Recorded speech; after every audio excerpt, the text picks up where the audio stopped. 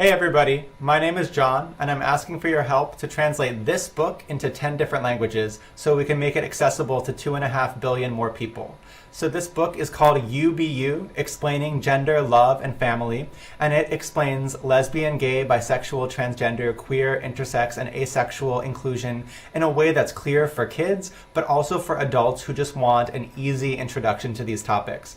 And I created the book along with the illustrator, Julie Ben-Bassett, because both of us are LGBT people ourselves, and I also teach gender studies in a university.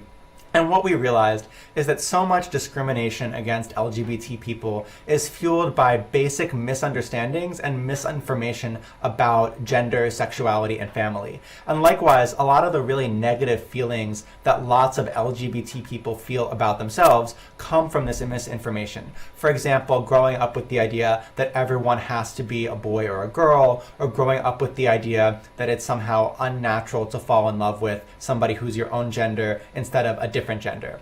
And so we thought, wouldn't it be a much better and kinder world for everybody if all of us could grow up from a young age just understanding the diversity of gender and sexuality and family that exists around us? And so if you believe that this is a good idea and that this kind of information can really change lives, then we hope you'll help us translate it into Chinese, Japanese, Korean, Arabic, Hebrew, Hindi, French, Spanish, Portuguese, and Russian. We have translators already lined up who are excited to translate this book into all of those languages. And in order to pay them for the hard work they're doing, we could really use your support. And this way we can bring this information to so many more people. And I also want to point out that each of our translators is not only translating linguistically, but also culturally. That we have found people who are really competent to bring these ideas into each of the cultures they're translating into, either because they themselves are native to the cultures that they're translating for, or because they are paired with native translators who can really make the cultural connections fit.